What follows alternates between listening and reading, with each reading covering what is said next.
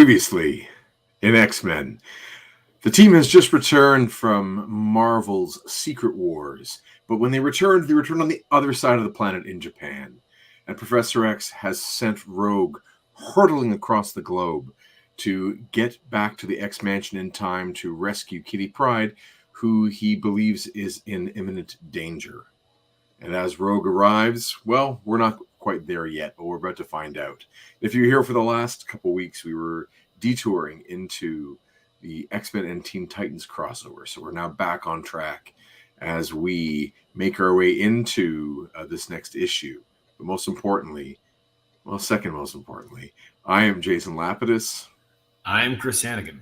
And we are Group of Seven Comics. And welcome to episode 102 of our ongoing Tuesday night live stream read-through of X-Men comics that became classic as we read Uncanny X-Men number 182 by writer Chris Claremont, penciler John Romita Jr., inker Dan Green, cover date of June 1984. Chris, how are you? I'm doing well, thanks. I'm just getting over the final little bits of a cold, but hopefully that will not impact the vocal performances tonight. I think we'll be okay. But yeah, no, I'm doing well. How about yourself? Good.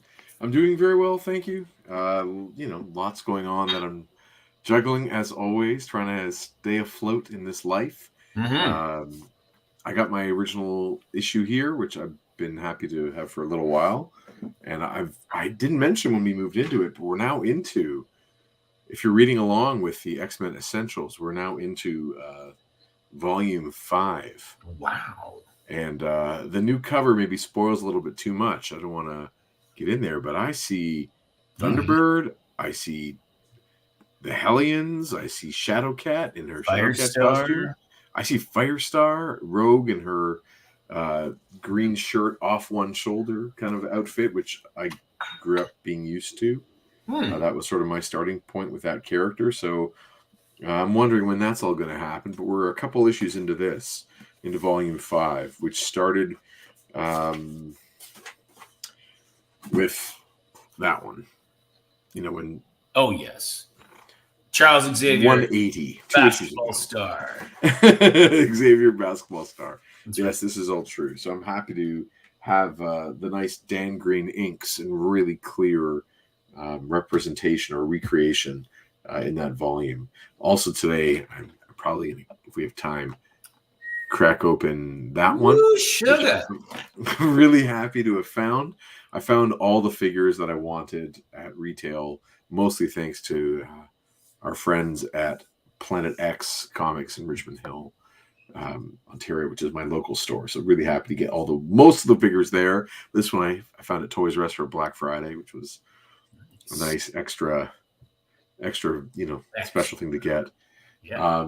And then just a lot's going on with us making our travel arrangements. And man, look at that. Look at that. Yeah, we, Chris, you and I are headed to France for the International Festival of Comics at Angoulême in January. And for those who are, unfamiliar with such a festival, it's the third largest comics festival in the world, next to Tokyo and another one that is in Italy. And so you and I are going to be headed off to France. And so we wanted to put together, to make it easy on us for travel and for the commerce side, just put all of our comics into 2 volumes.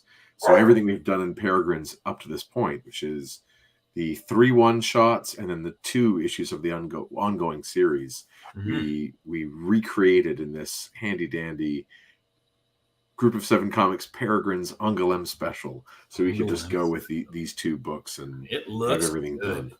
Well, it was really fun putting it together in the last few weeks and then getting it printed and proofed and then get it off to France. And making the shipment. That was wild. We were told originally that we had a deadline, which is totally fine.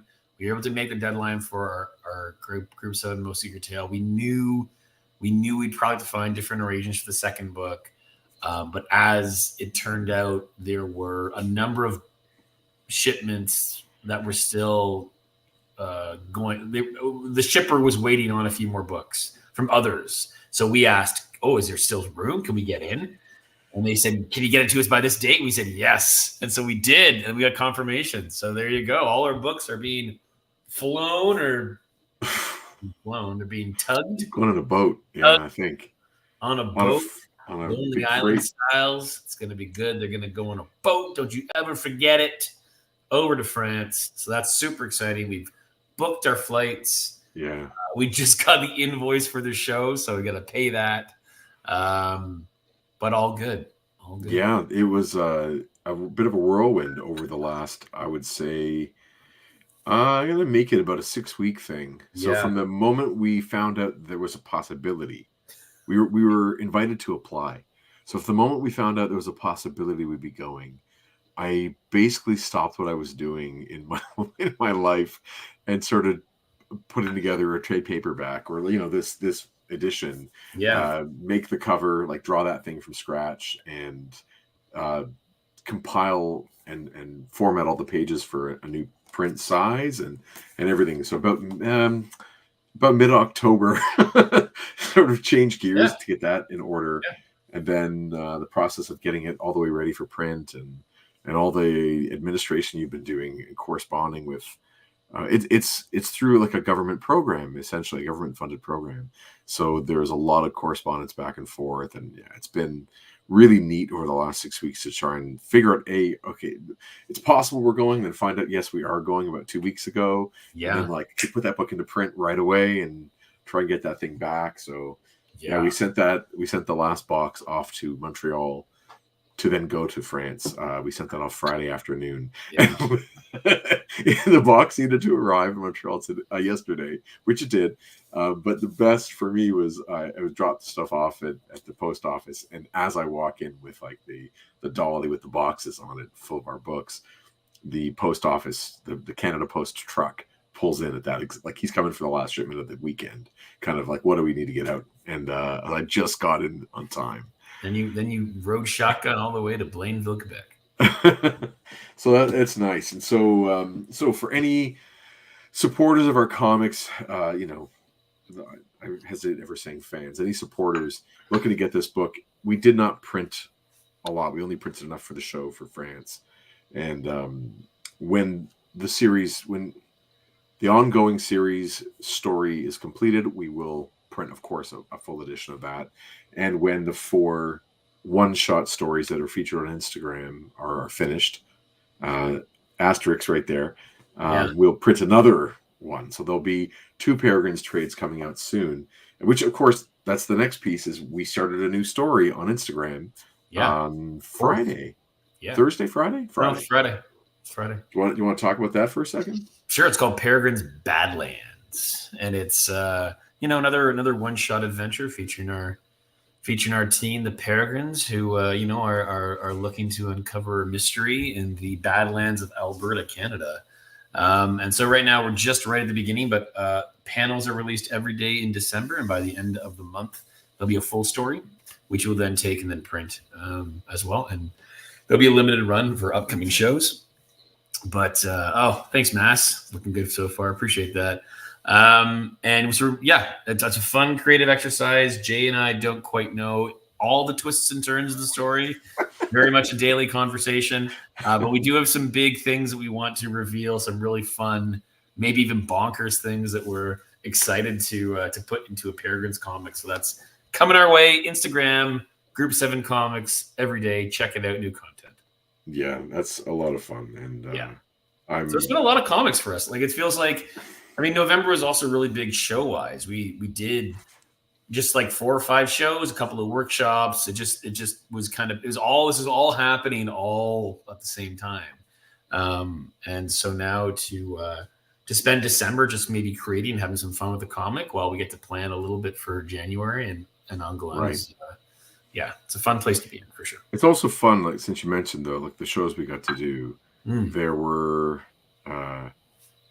1 in store at the Hero's Tale, and then 2 library shows, right? That's right, 2 library shows, and then the library workshop, and then also a books show.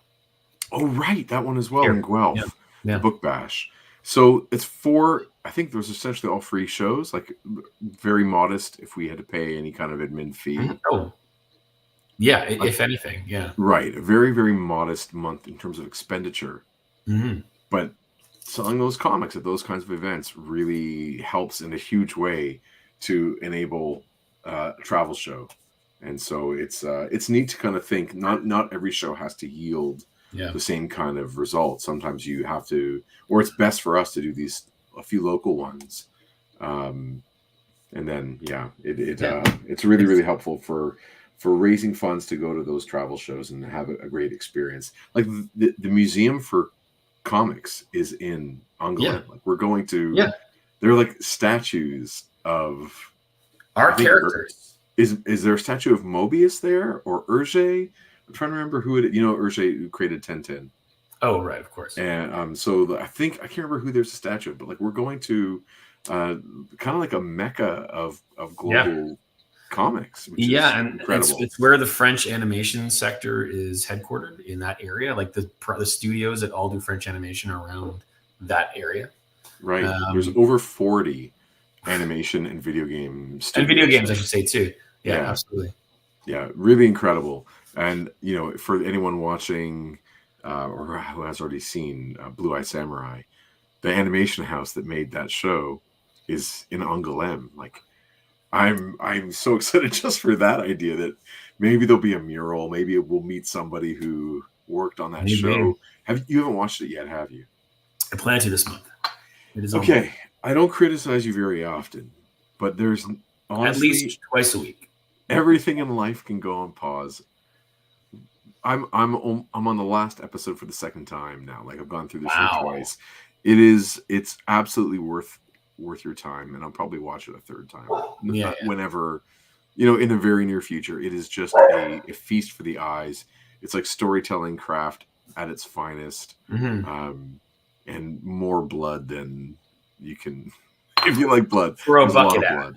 Yeah. And if you're ever wondering to figure out a gift to get for the person who has everything, the answer to that is the mask. So there's a mask in the show in a particular scene. And if you're like, what should I get for a person who has everything? Oh, that mask is the one you need to get for anyone. Perfect. Done. Chuck says, here's hoping you guys get your statues next to Mobius. You know what, Jason? You can make some custom little figs like this big. Right, and you and I just put them perspective, forced perspective. Yeah, exactly. That would be very cool. That would be very cool. I'm sad you don't have this yet, Chris. Soon. We'll see each other soon. There's this many, right? Yeah. There's one for you, and then maybe two for your kids, and there's one for me and two for my kids. Yeah, and that's kind of it. And then I have this, which is my prop one. But I hear that if we get to sign some books, we need to. I probably have to do some drawing inside. So I'm trying to figure out the best thing to draw and how to do it in a beautiful and timely fashion. So that should be a lot of fun. But anyway, comics. Oh yeah. Good times. Good times. Yeah. So X-Men. You ready for this? X-Men. Yeah. You sure you're ready for this? There's a lot of X-Men going on. Whoops, sorry, dude. I meant to do that. Okay. There's some serious rogue action in this one. I'd say almost 100%. Did you read this last week? I actually read it. Was it last week? No, it was 2 weeks ago. Did you? No, wait. I did. Maybe I didn't know. I did read it. I did read it last week, but we had to cancel. I wasn't feeling well, so we had to cancel. So, right. But I did read it. Yeah. Okay. Yeah. So we can get into this thing. Oh, we can get into it. Yeah. All right. I never liked her in this orange thing. Yeah. It's a choice. I don't mind the design. I just never liked the color choice. It's kind of on the X-Men, green is her color. Mm-hmm. And I've always liked that a lot of the X-Men kind of have their own pairings of colors, or a triptych or whatever it is. But like certain X-Men own a certain color, and green is hers. And she needs to get past this orange. She started out green and white, and then moved away from it here. And I'm looking forward to getting back to it.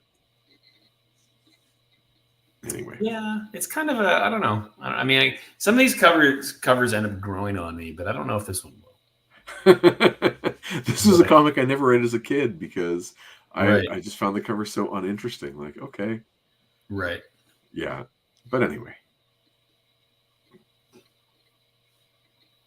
So if you want to open it up, you got control of that, don't you? There it is. Beautiful. Excellent. Stanley presents Madness, starring Rogue of the Uncanny X-Men. Son of a gun. I have just flown halfway around the world. And again, we get that John Romita Jr., Dan Green as artists. And it just always makes me wonder how much of the heavy lifting is being done by who. But there was so much Dan Green in the work. So maybe John is going fast and Dan is picking up a little bit of that slack. But it looks really good. I love their tandem is beautiful. Oh yeah, absolutely.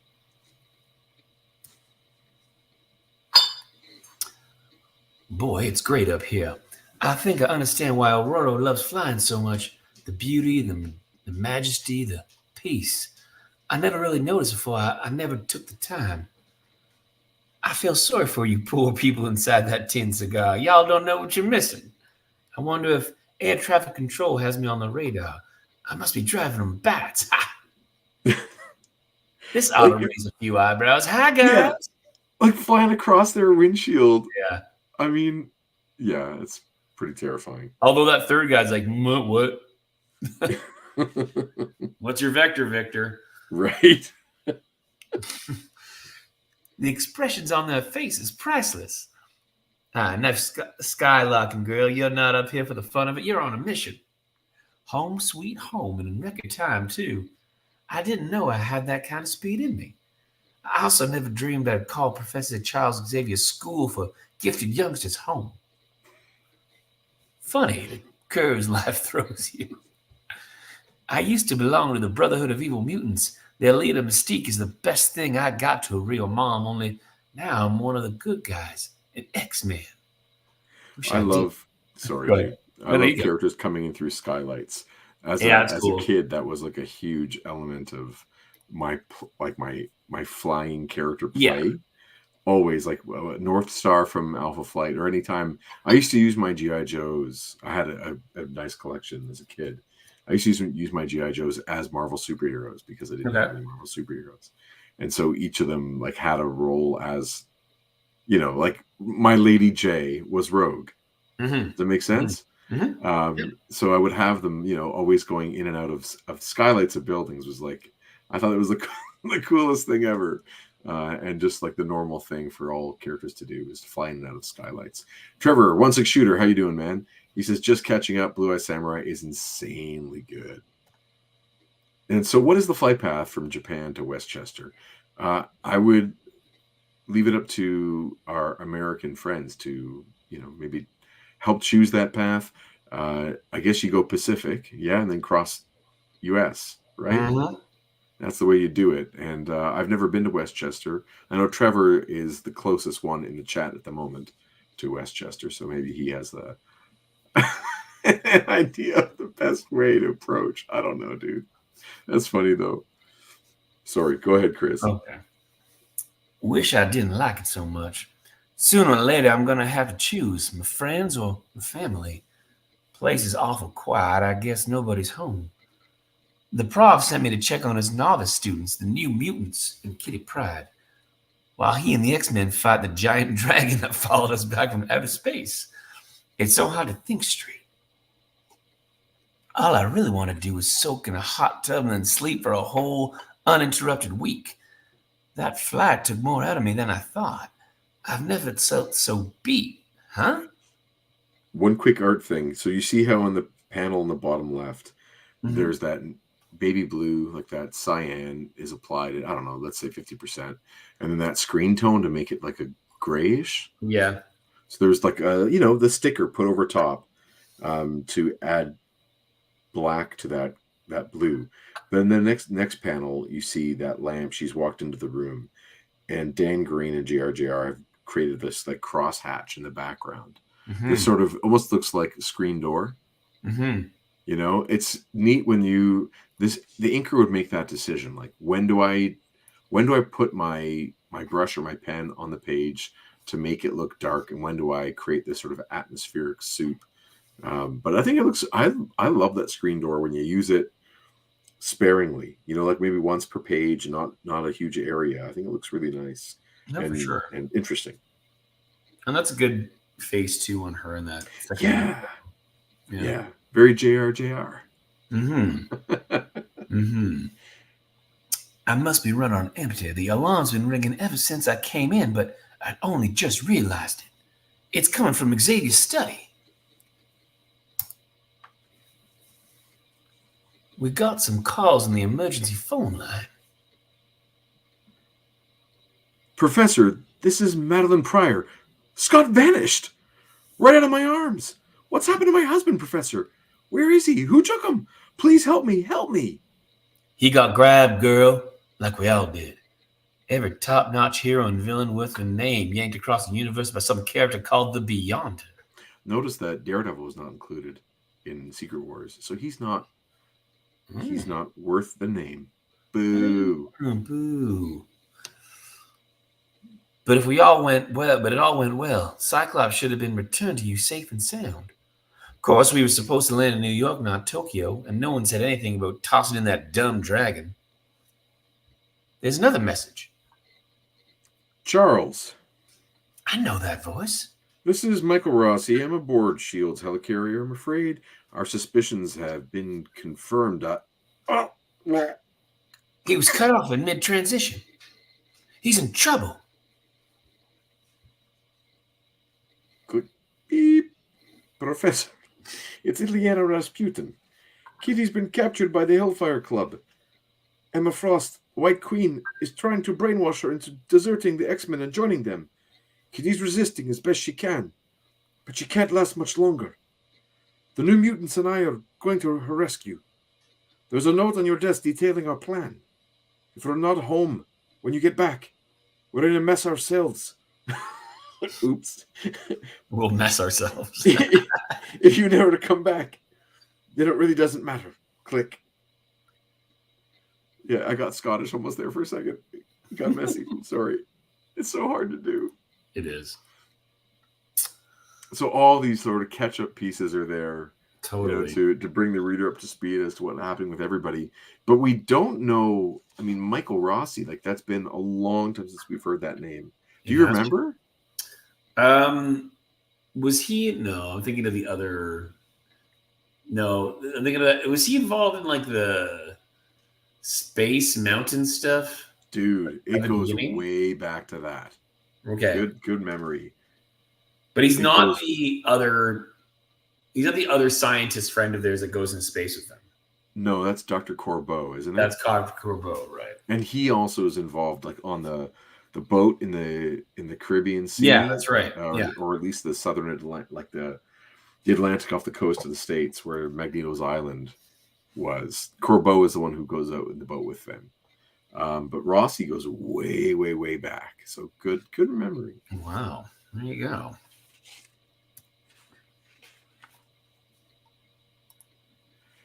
Midway down the eastern seaboard and 5 miles straight up, look up, way up, hovers a unique aircraft, the flying juggernaut that serves as the command base for S.H.I.E.L.D., Supreme Headquarters, International Espionage Law Enforcement Division.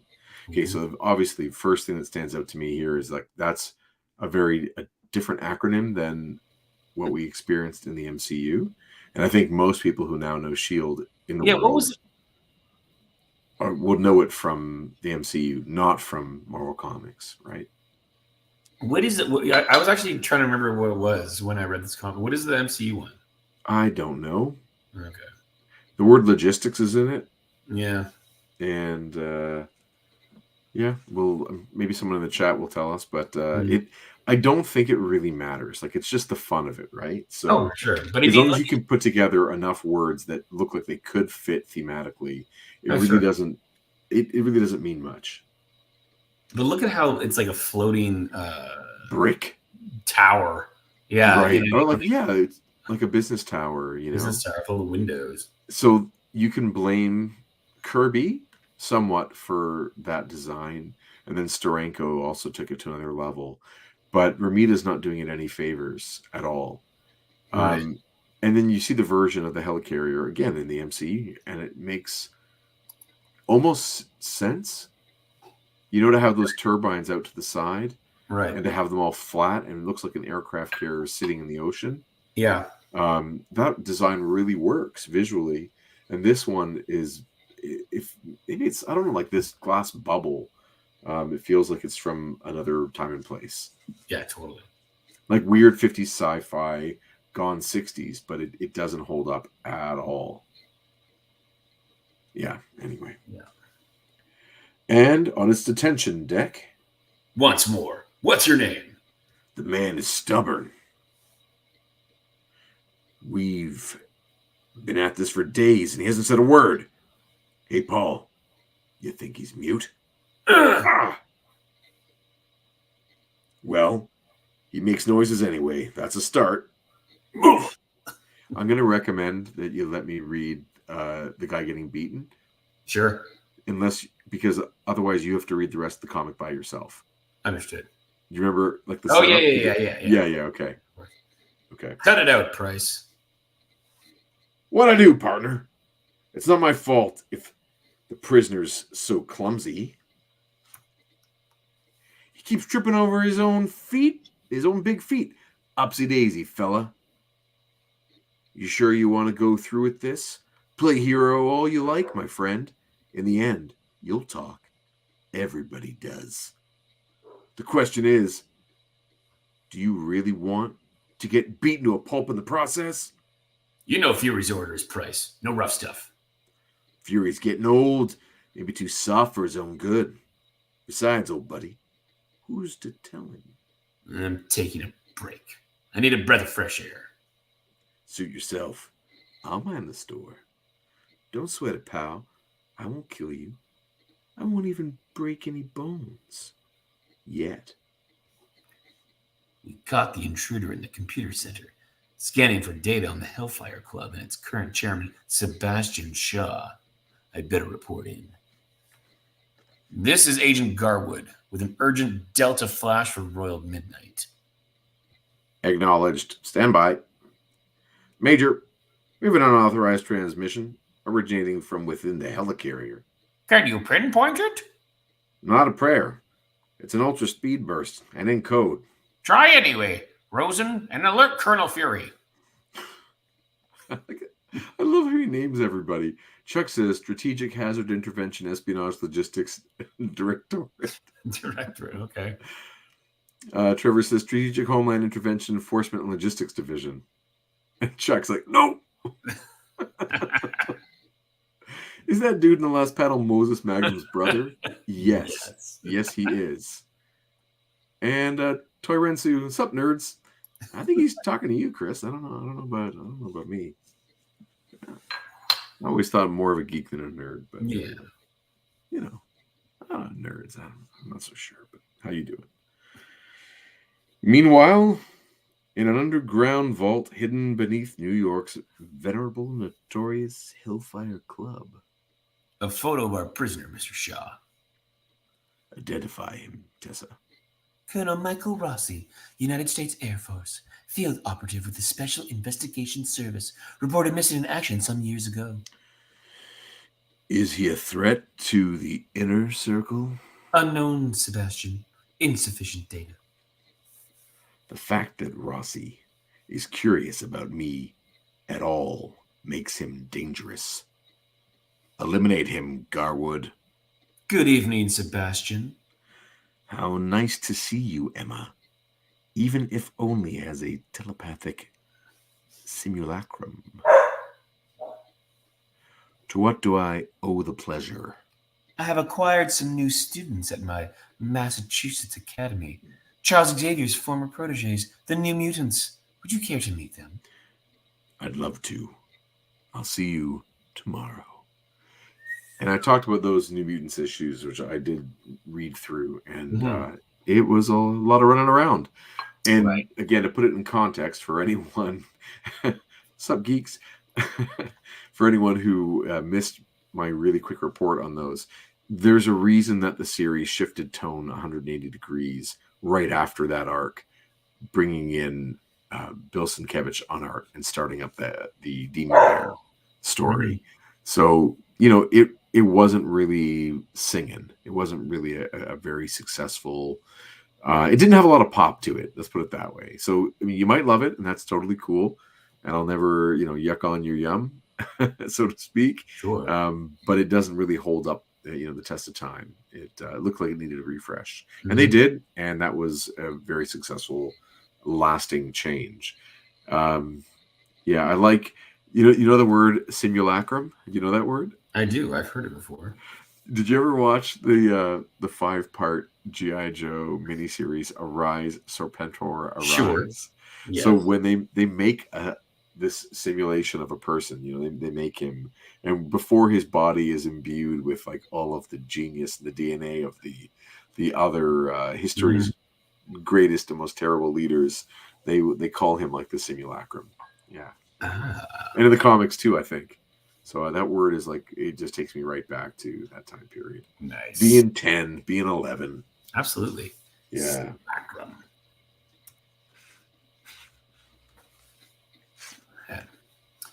If Mystique could see me now. Sun's almost gone, the sky's still light, but the ground's in shadow.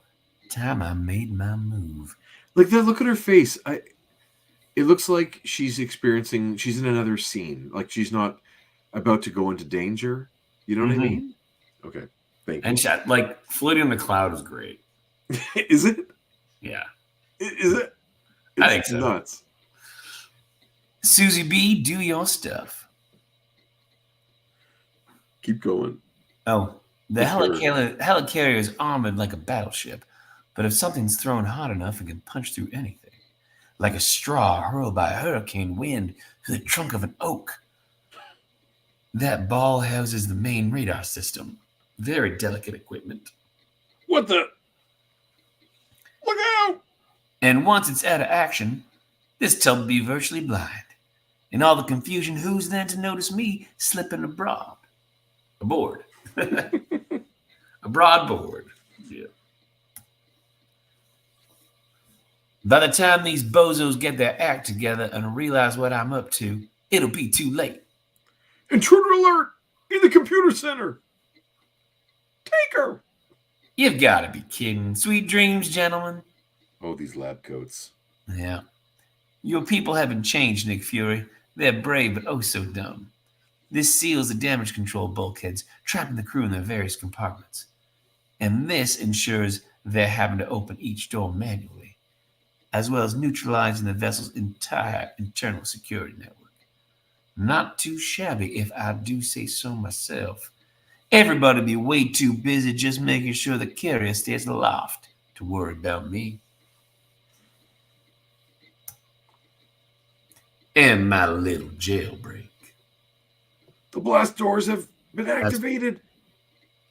Oh, sorry to your guy. Pardon me. The blast door has been activated. This doesn't sound like a drill. Are we under attack? Perhaps I can turn that to my advantage.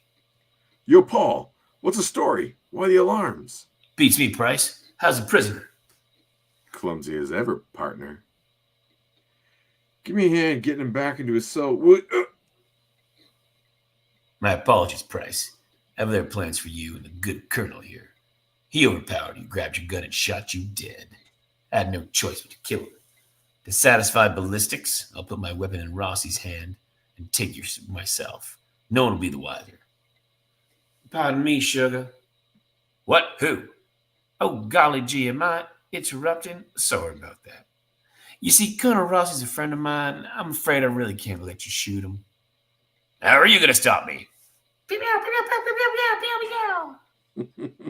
I'd advise surrender, hun, before one of us gets hurt. She's invulnerable, but I've still got a chance to finish Rossi. Ah! Forget it, fella. Just be grateful my punch doesn't take your head clean off.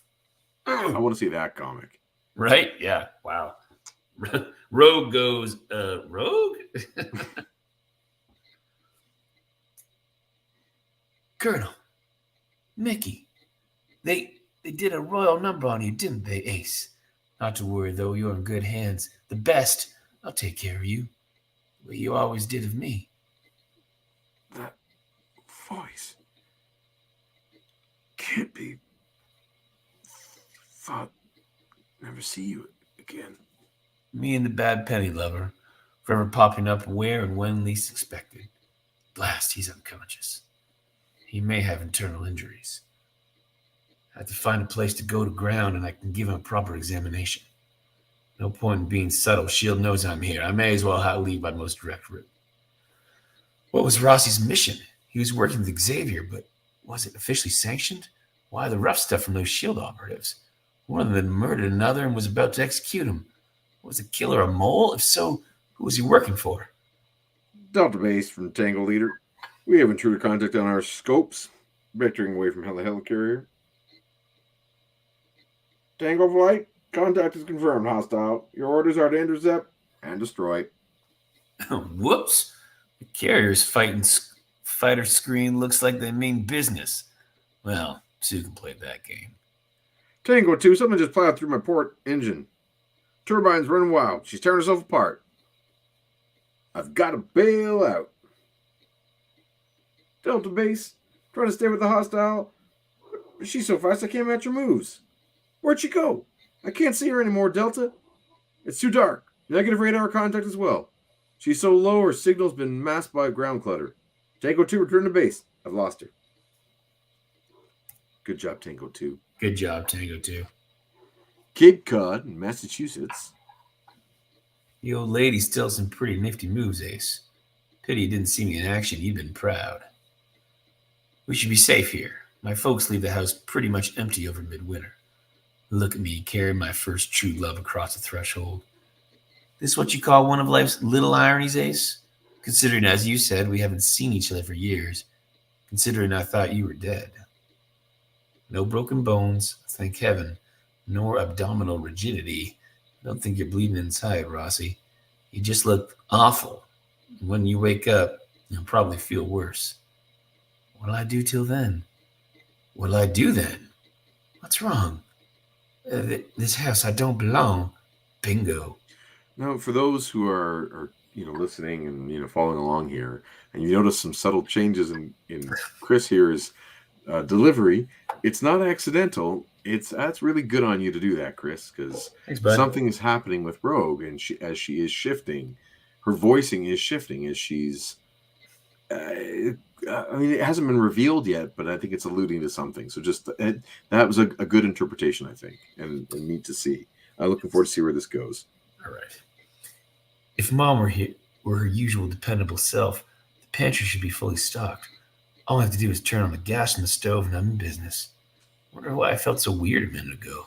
Of course, I belong. This is my home. Time passes.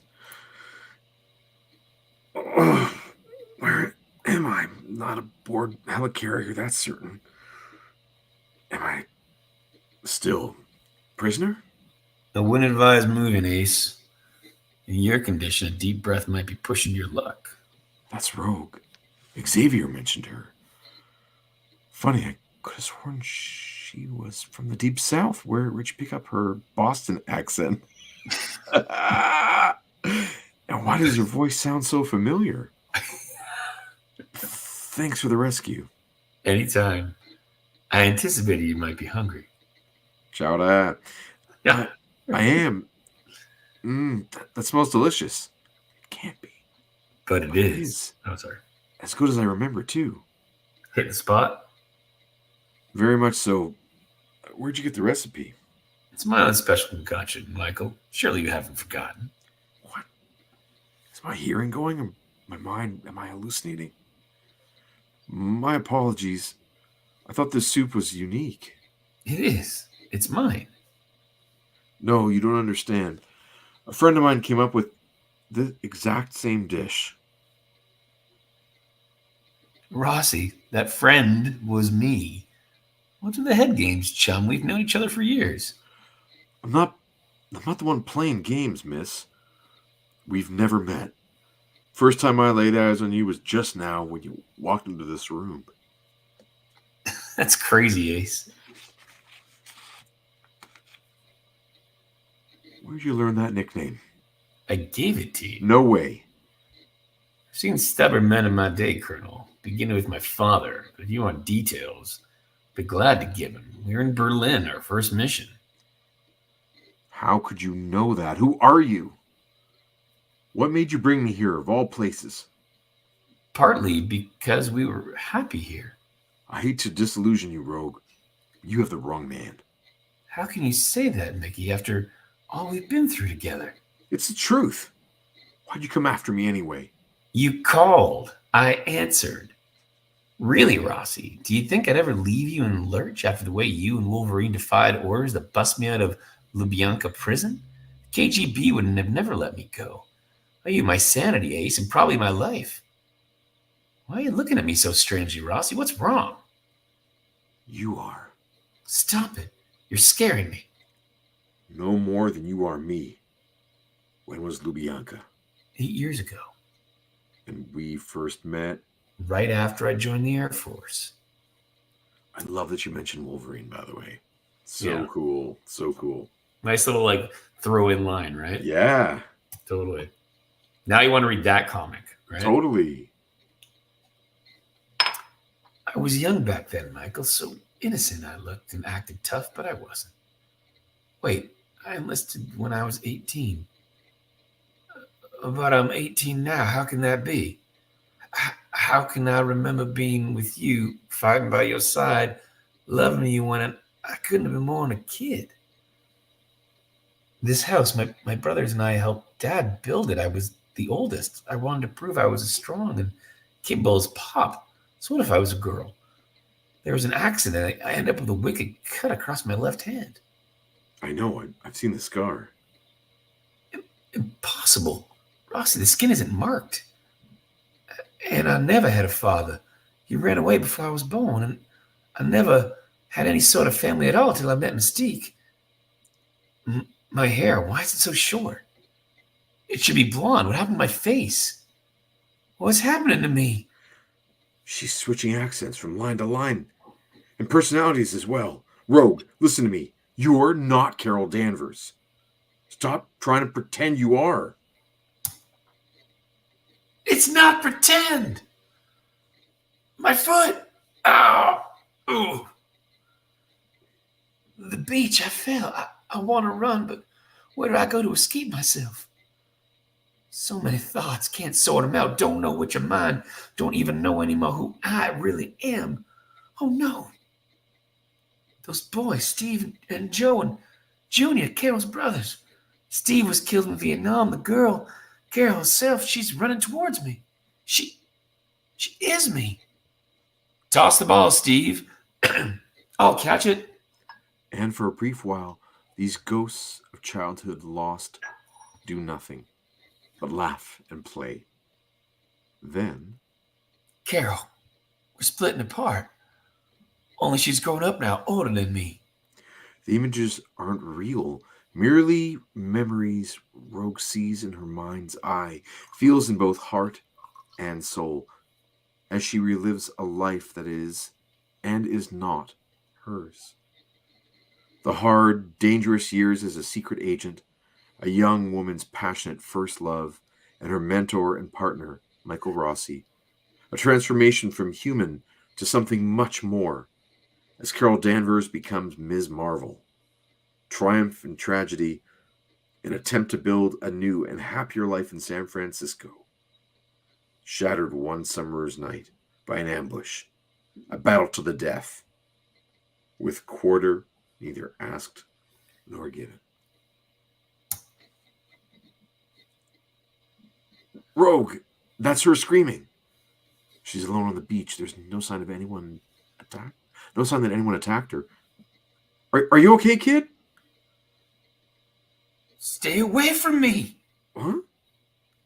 Don't touch me, Ross, or I may do you what I did to Carol. What was that? I stole her life. When I absorbed her powers and memories, I destroyed her, as surely as if I'd put a bullet through her head. And in the process, I may have destroyed myself as well. I never realized how much she'd lost because of me. I took not just her memories, but the emotions that were bound up with them, all the things that give life and self meaning. Now when she looks at you or her folks, she may know who you are thanks to Professor Xavier's therapy and how she should feel towards you, but I'm the one who feels those emotions. You were right, Rossi, we've never met, but inside me are memories of when you and Carol were in love. They fool me. I get confused. I react as if they're my memories, my emotions. How could you have done such a thing? For pity's sake, why? Ignorance. I didn't know the full extent of my powers. Also, hatred, vengeance. We'd fought a few months earlier, and I'd almost been killed. I wanted to get even. I guess I got my wish. Strong woman, though, she won't quit. The Carol side of me keeps trying to take control. At first, it was so bad I went crazy. With Xavier's help after I turned to the X-Men, I finally got a handle on things. But tonight, I was so tired from my flight home from Japan, my defenses were down. I heard your voice, and that was it. Carol's knowledge enabled me to infiltrate the helicarrier and find you. I knew I was rogue, but I was acting as Carol. I still am. I can't help caring for you, Ace. Don't call me that. You haven't the right. So, what happened to Carol? I'm Carol, in all the ways that count. No! I'm sorry. I didn't mean to, Rossi. I'm sorry. I don't believe you, rogue, and I don't care. Before God, I wish there was some way to make you pay for what you've done. I wish I had the power to kill you. So do I, my love. So do I. Yeah, I hope there's another comic book Rogue is like, so remember when you slapped me across the face? And then you threatened that you're going to kill me? Kill me? Guess what? You fantasize about murdering me. Well, this might come back to haunt. Exactly. Epilogue.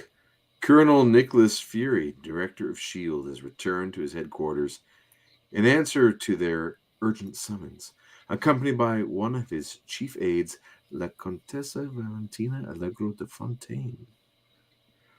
She smashed her way into the detention area, Colonel, tearing the armored doors apart like they were made of paper. She killed Price and escaped with the prisoner. Uh-oh, that's your character? I think so. Sorry, dude. That's okay. She killed Price and escaped with a prisoner.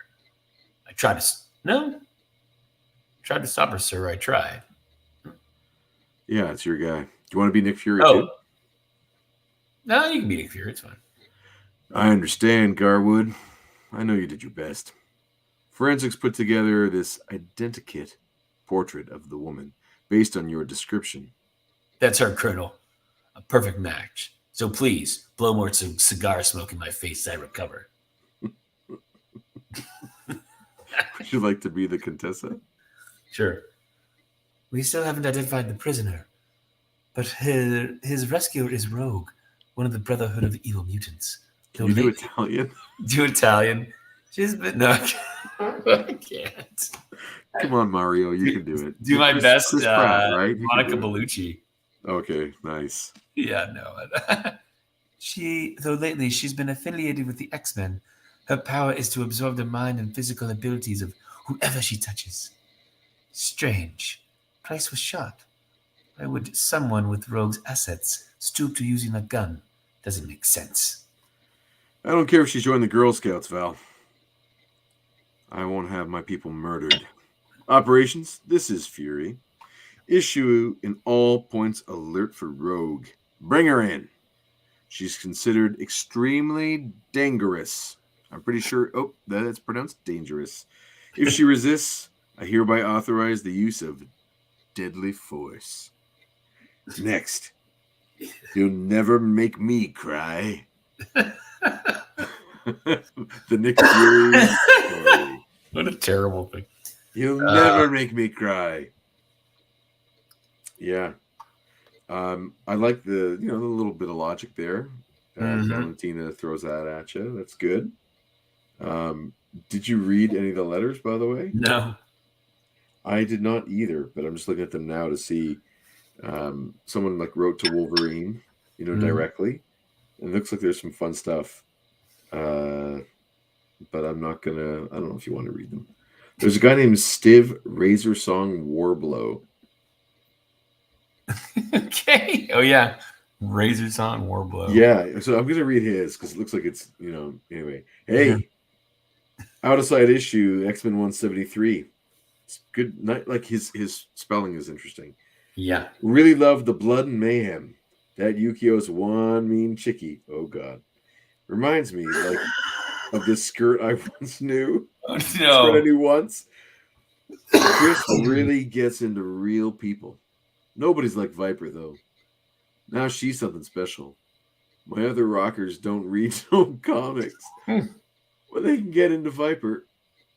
Close to home, Wolverine's my main man. Why didn't you let him off Silver Sam? Bunch of armor, and the guy thinks he's tough. Ha! Reason for the letter is Aurora. Wow. Digging the new look. Looks like we used the same hairdresser. New Wave's the place to be. So what if the kiddies don't like the new look? Me and the gang will be ready anyway. Heard a bunch of stoops at the newsstand griping bad about the new look. Tough, eh? Stiv Razor Song Warblow from Soilers Point Road in Baltimore, Maryland. And then the response from Storm is, ours is a free country, Stiv. Everyone is entitled to his or her own opinion. Wow.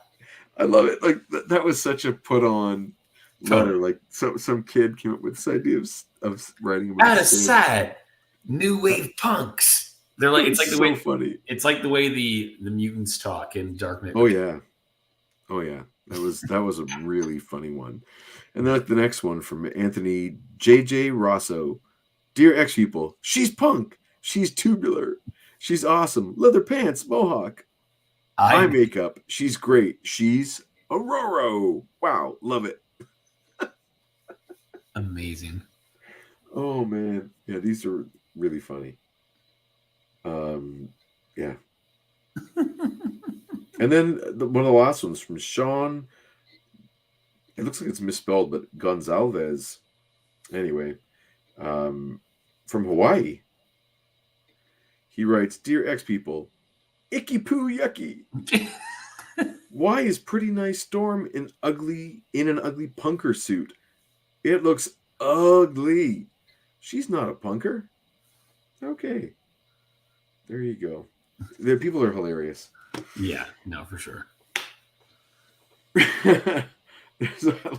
Trevor says, "Where's your song? Don't shiv." Nice. Do you get that reference, Chris?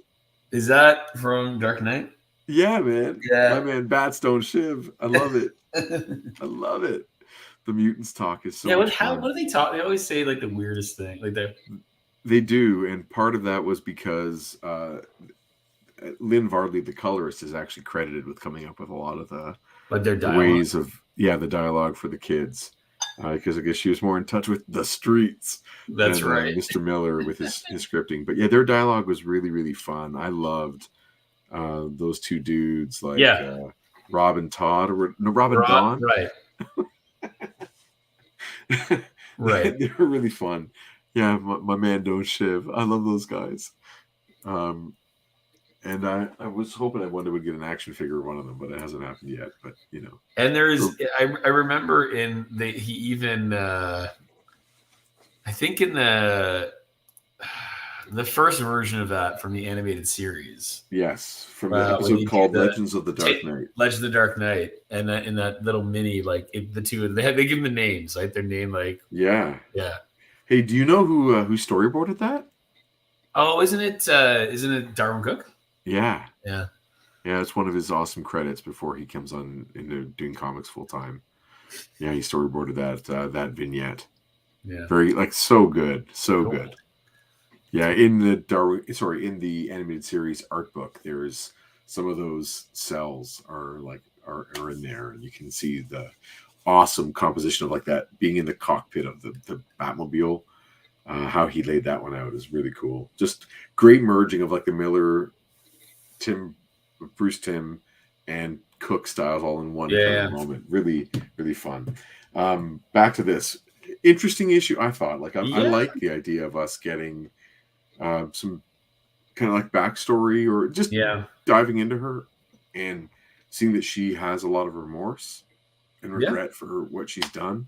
A couple weird references, like the fact that she says she fought Miss Marvel before the attack on the bridge. This was like a revenge and a hate, but that was her first appearance in the comic. Yeah. And we never even get the fight. If you remember, which of course we do have an episode on Avengers Annual 10 a ways back, probably almost a year ago, or no, maybe not a year ago. Let's say 6 months ago. We did Avengers Annual 10. Amazing comic if you ever get your hands on it. The story starts with Rogue throwing Miss Marvel, Carol Danvers, off the bridge. So we never see that fight. And I wonder if they've ever gone and like fleshed that out more and seen the way it was referred in this issue was like that it was a really big battle. Yeah.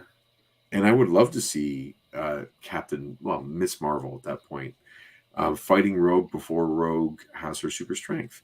Or maybe it's like bit by bit, like, you know, it's an ambush, so she takes some of her strength and then they're like equals for a bit and they can really go toe to toe for a while. That'd be a pretty exciting fight.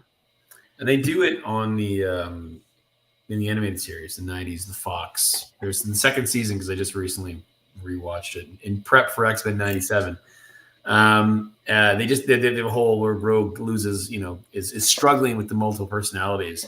And it's Miss Marvel, it's Carol Danvers in her head, right? So how do they play that out? Like, so is it kind of like what's going on here with this story where is she on like a mission and hears voices, or like what happens? She keeps losing, her focus, or she goes to show how memorable he is. I just remember, it's like Xavier kind of helped, kind of like put Carol Danvers in a bit of like a mind cage and like her, like to keep the personality. Oh, to contain it. Okay. Yeah. Oh, she's in a hospital bed and she wakes up and there's a whole bunch of stuff like that. Anyway. But so Danvers is in a coma? Yeah, and then she wakes up though. Anyway, it's in the second season. And they show the fight? They saw them struggling in like on the plane, on the intellect, the astral plane. Astral plane, you know? Okay, so this is, I'm going to just full screen for a second. Yeah. Just indulge.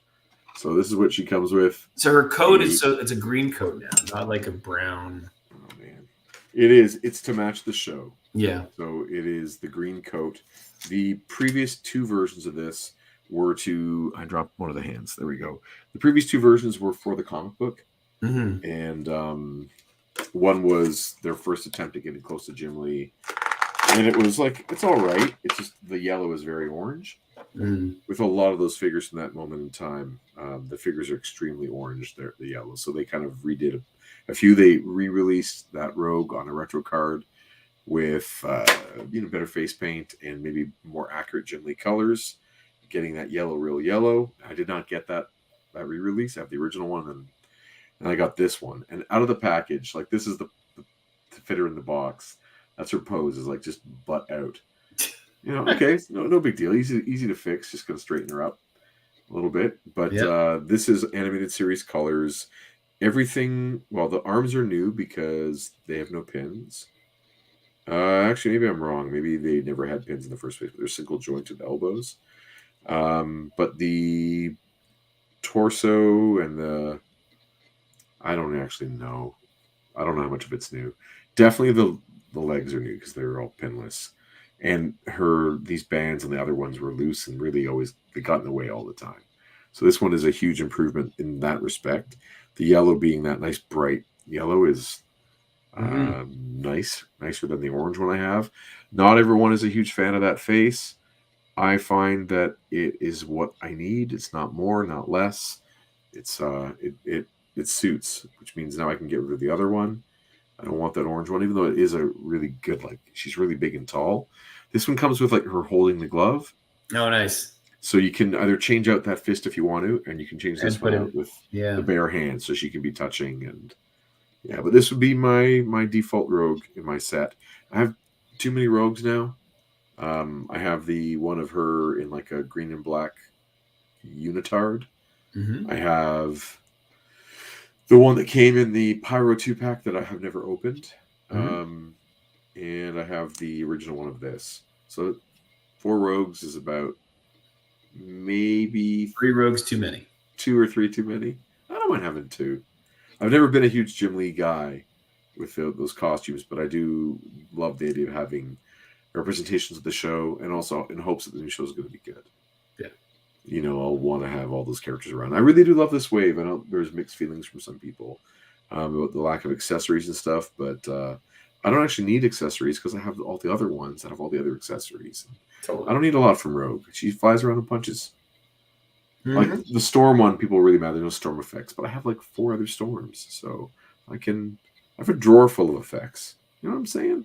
I'm saying. Yeah, man. Next week we're going to do issue 183. Okay. That's pretty exciting. Do you know what happens there? You probably don't. I don't. I'm going to look ahead and remind myself in this amazing tome. Is there anything else you want to talk about or plug? No, I think we're good. We've talked about all the things. We might have some news next week on some more shows. We'll see. That's true. I mean, I don't mind spoiling, but we don't know if, you know. No. TCAF announcements go out tomorrow. That's the Toronto Comic Arts Festival. And that is our home, like our local show for Toronto. And it's an amazing show. And we'd love to be there. So hopefully we'll find out tomorrow that we're in for that one. Next issue, you've probably seen that cover. No, it's Colossus fighting someone really big with orange hair. Oh, okay. Yeah. It's in their civilian clothes. Ooh. I think it's a good issue. I've read that one a couple times. So I'm looking forward to it. There's there's some issues, a topic is sort of brought to the forefront, and it's some good kind of classic writing where like you use an external conflict as a way to help resolve the internal conflict. Like all the time with Chris Claremont, right? Always. Characters. So it's it's a guy's night out at the bar kind of story. Nice. Yeah, I'm looking forward to it. That'll be next week. Fun. We might have to have a drink when we watch that, or we read that one. In the spirit of that. Yeah, you have to work on that Russian accent and really get it. We'll have to have vodka. You mean like the whole thing is slowly like right here? There we go. So maybe next week we'll do some vodka. All right, bud. I guess that's good. That's a quick issue. That was a quick issue, man. Yeah. Yeah, it's because there's only kind of one reader that was the whole way through. You did a really good job, by the way, doing those voices. But I think if you had it gone Boston, I would have lost my mind. So it's probably good. I was trying to think of like the Boston accents I could try, but they're all like, you know, in my head, they all default to, you know, Matt, you know, Ben Affleck on SNL or something, you know. I mean? Sure, no, or the Mark Wahlberg. Exactly. The parody of Mark Wahlberg, right? You know, exactly. He talks to animals. Yeah, that's too funny. But I also imagine that a person like her, like, kind of ditches the accent a little bit, like having such international experience, that her accent would have been tempered. Exactly. Yeah. And maybe her Boston accent is like Cape Cod. Maybe. Chuck makes a really good point in X-Men. Vodka drinks you. It's fair. Yeah, we'll see. Fair, Chuck. Season for sure. If anyone out there is also collecting these ones, the Marvel Legends, X-Men 97 figures, I'm curious if you like them. I think a lot of a lot of people who don't have these figures in other forms are disappointed in some parts of like the lack of accessories. But I'm really digging them, and I cannot wait for that show. I don't remember when we're getting it. Early 2024 is that's the last one. And what's coming out this month? Is it something coming out for Aquaman 2 is coming out? What if season 2 comes out? Oh yeah. It comes out at the end of it's like they release an episode a day starting December 23rd or 4th or whatever. That's a fun promo. Were you a fan of season 1? Yeah, I enjoyed it. Yeah. Are you going to watch season 1 again to get ready for season 2, or just? Probably not. I'll just go to season 2. I mean, hey, we all love Captain Carter, right? Come on, it's like the best thing. Yeah, no, I agree with you. I'm a big And we've definitely seen a few Captain Carter fan. cosplays that like look just fantastic. Oh yeah, the hair, the shield, all of it. That bright red is just killer. Yeah. I was watching Doctor Strange and the Multiverse of Madness recently, the second or third time. Yeah, and it got me in the mood to watch that other Doctor Strange episode of What If. So I might do a What If rewatch. Yeah. Over the next 2 days. I'm sure it'd be enjoyable. Yeah. I'm a fan. Last thing I'll say before we go, at least on my end of things, I was watching the little documentary about Indiana Jones and Harrison Ford. Oh yeah, it's on Disney Plus at the moment, and in it there's a behind-the-scenes shot of Harrison Ford on the set of Captain America 4. He's playing Thunderbolt Ross. Yeah.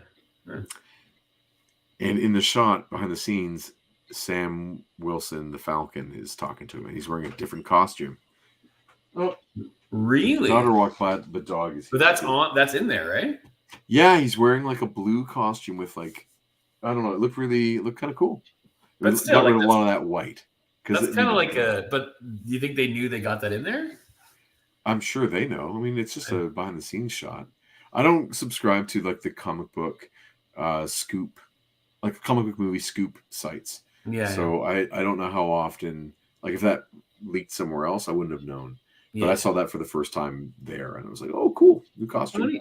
I can't wait to see like the production shots when they do surface, at least in my circles. Totally. So totally, yeah, kind of fun to think about. There's a Captain America 4 coming. Like, oh yeah, we could use a good Marvel movie that's like good. I hope so. Give us a good one. Hope so. Yeah. There you go. All right. Hey everyone, thanks for joining us. This was a fast episode, which is never a bad thing. I'm going to draw some more Peregrine's Badlands, and before hitting the hay, and maybe I'll have a snack. I'm kind of in the mood. I feel like having some chowder. Chowder. Hey, Frenchie. All right, everyone. Thanks for joining us. Yes. Previously, can't have Carol Danvers sound like Diamond Joe Quimby. Or you're. And if you're looking to find us, you can find, of course, our website is groupof7comics.ca, and that is the number 7. And you can follow us on social media. You are at Chris Sanagan. I'm at Jason Lapidus Art. Or you can follow us at Group of 7 Comics or at Previously in X-Men. We got a lot of Instagram at the moment. Sure do. And other than that, hold those 2 books up one more time. Hold those 2 books up. They look so good together. All right. That's the idea. That's beautiful. I hope everyone has a good week and they stay safe. And if you're going to read some comics, keep it X-Men, baby. Might as well read ours. Or also the X-Men. I was trying to promote X-Men. I don't know why. That's cool. There you go. Cheers, everyone. Stay safe. Talk to you soon.